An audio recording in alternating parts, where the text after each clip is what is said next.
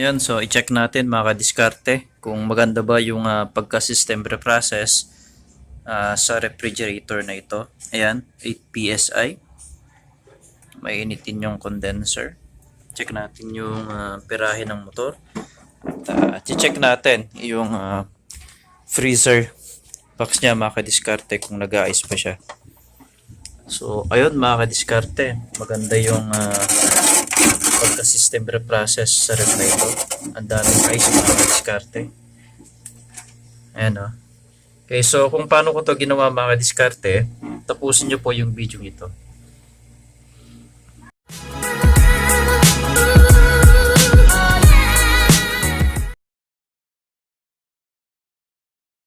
Hello, what's up again mga kagistarte? Kamusta po kayong lahat? Magandang araw po.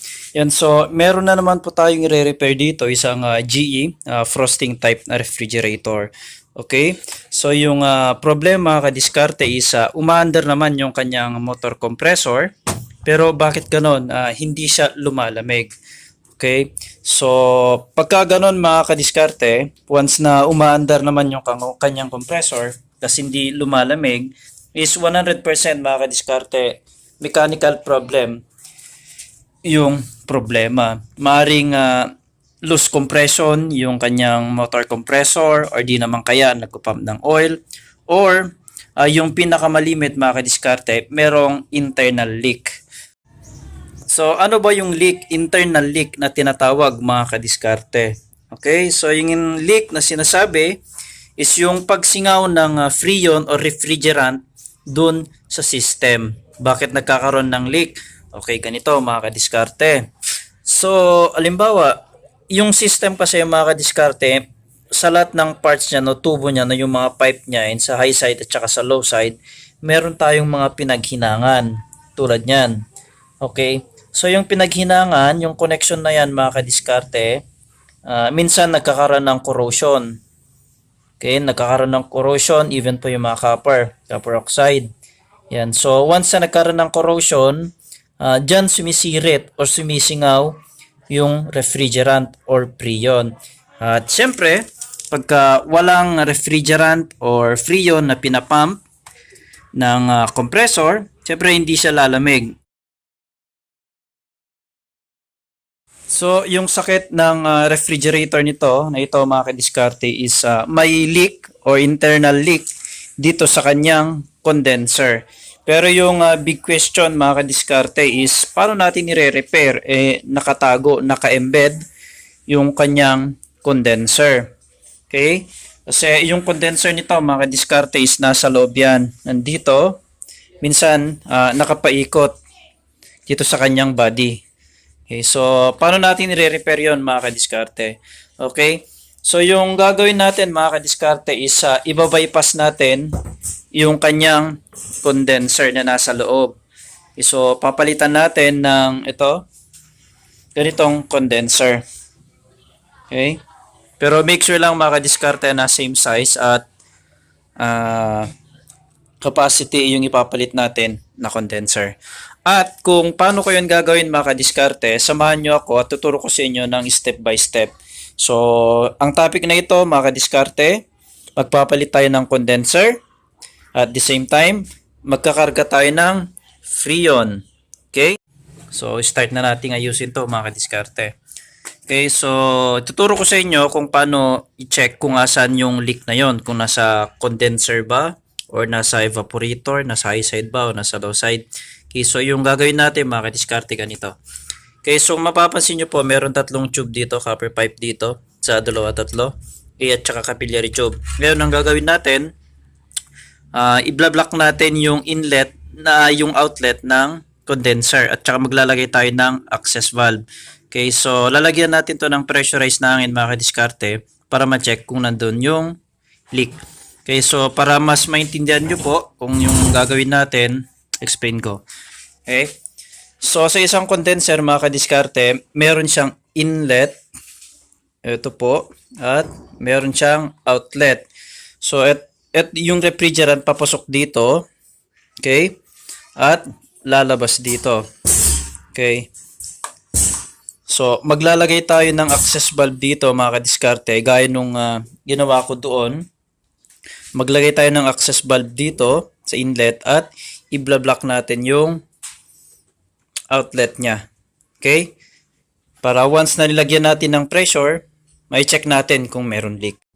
So, start na natin i-leak test yung system mga kadiskarte. So, unahin ko po yung kanyang low side. Ayan, ating kakargahan. Okay, so yung pag-leak test mga kadiskarte, ang ginagamit talaga is yung nitro kasi malinis yun, clean agent yun. Pero kung wala po tayo, pwede po tayong gumamit ng compressed air. Ayan. So, yun po yung aking ginagamit mga kadiskarte. Kung wala kayong nitro. Okay, so buksan ko yung valve.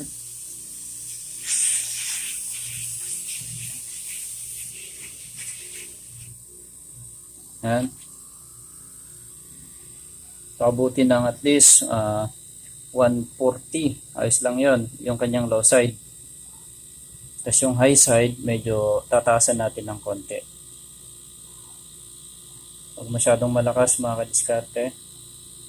Okay, 140. Okay. So, cleaners ko na po yung valve. So, sa mga baguhang technician mga kadiskarte, picturean nyo po yan. Okay, tapos ibabad nyo po yung pag-leak test.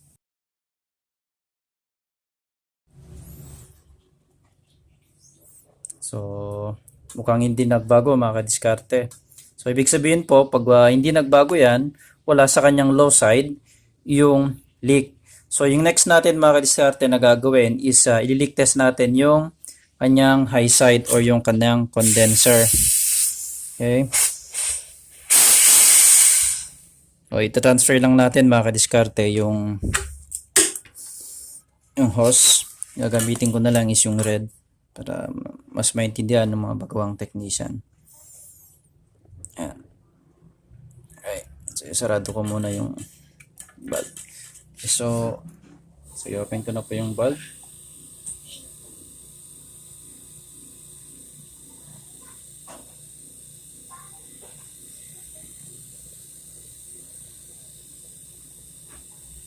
Nako, mga kadiskarte, hindi nagbabago. Sobrang lakas ng leak. Ang laki ng leak na ito mga kadiskarte. Yan o, naka-open na yung valve.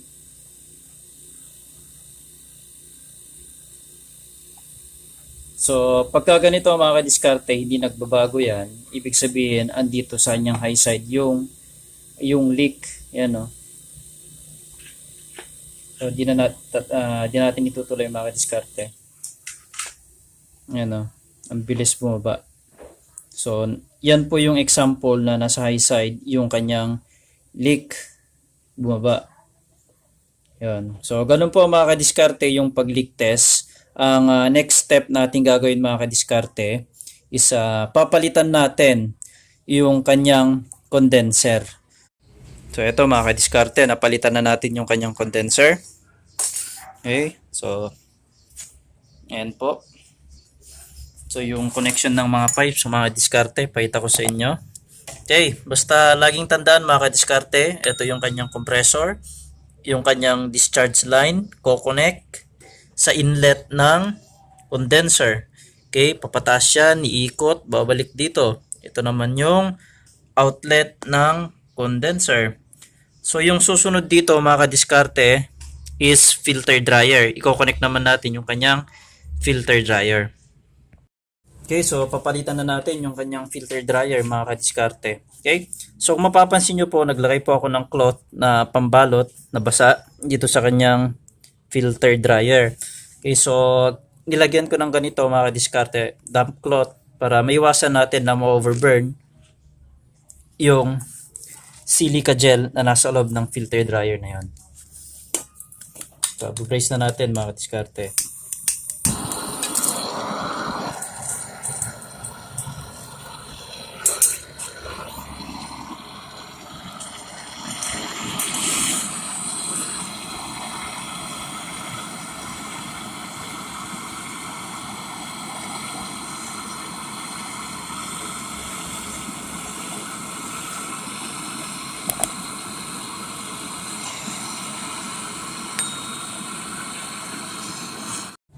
Okay, tapos na nating ikabit yung kanyang filter dryer. Ang susunod naman mga kadiskarte is i-connect na natin yung kanyang capillary tube dito sa kanyang filter dryer. So, okay. Yan natin ang ganyan. I-paste natin ulit ang kadiskarte.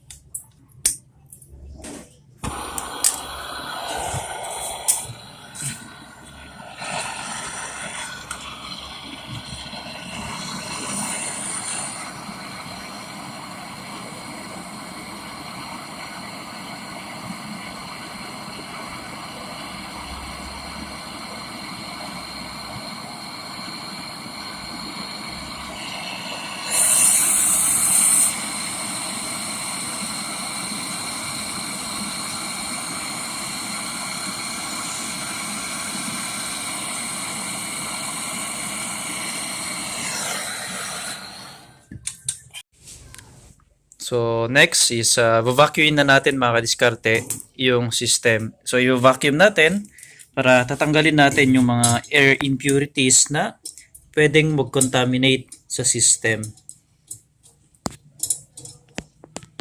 Kukunik lang natin dito sa kanyang service line, yung blue na hose. Tsaka dito sa suction line ng condenser, ng compressor. Okay?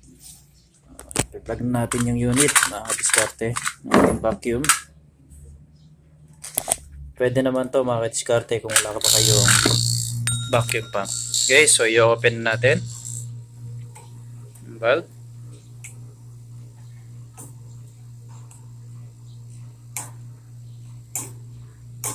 So i-vacuum ko to mga diskarte para makasigurado na lahat ng is talagang matanggal or yung mga moisture. So hanggang 29 psig mga diskarte. So antayin natin mga diskarte na lumipas yung 45 minutes so wala pa. So natapos nating vacuum yung system, yung next step na gagawin is mag-charge na tayo ng refrigerant. Okay?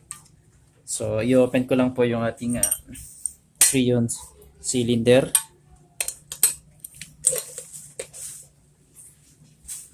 Yan. Open na natin. Okay, open na. Tapos magpo-purging tayo mga diskarte. Kasi dito sa part na to may mga mixture pa ng hangin yan. So purge tayo. Okay.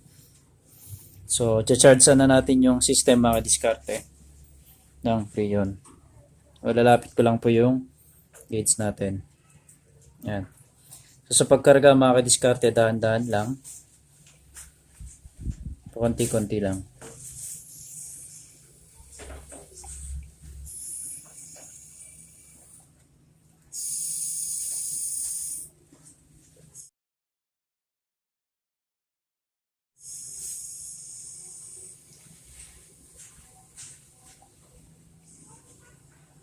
Charge ko muna siya ng 60 mga kadiskarte. Yan. Tapos, pagka nakarga na natin, iraran natin yung system niya. Okay, so i-plug lang natin.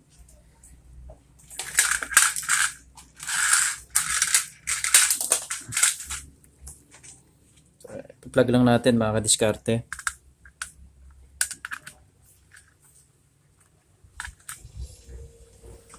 So, pansinin nyo po yung gauge. Yan, bababa yan.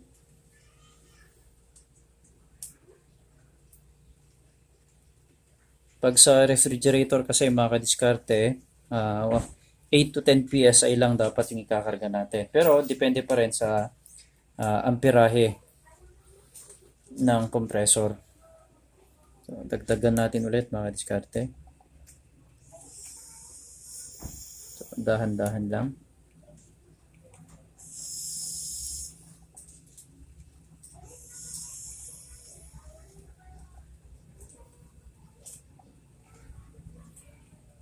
I-observe lang natin. So, meron na siyang karga mga diskarte na 3. So, unti-untiin natin yung pagkarga.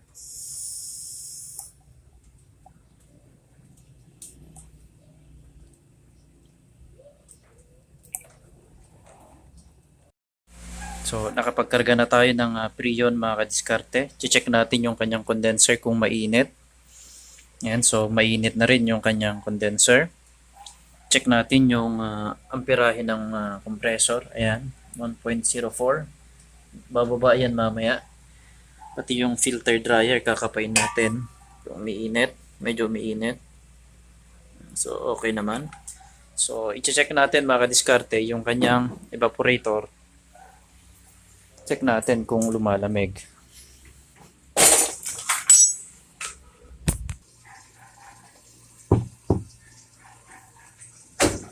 So, ayun mga kadiskarte. Lumalamig na yung ating evaporator.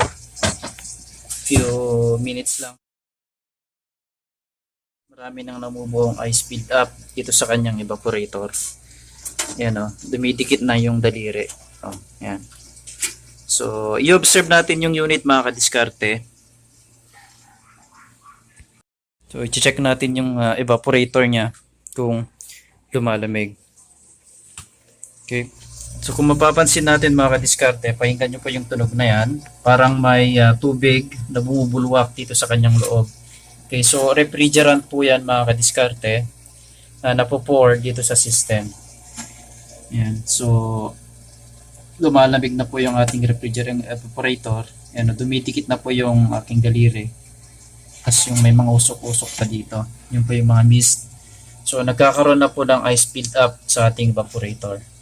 Pero i-observe muna natin mga kadiskarte yung unit. Yan, so i-check natin mga kadiskarte kung maganda ba yung pagka-system reprocess sa refrigerator na ito. Ayan, 8 PSI. Mainitin yung condenser. Check natin yung pirahe ng motor.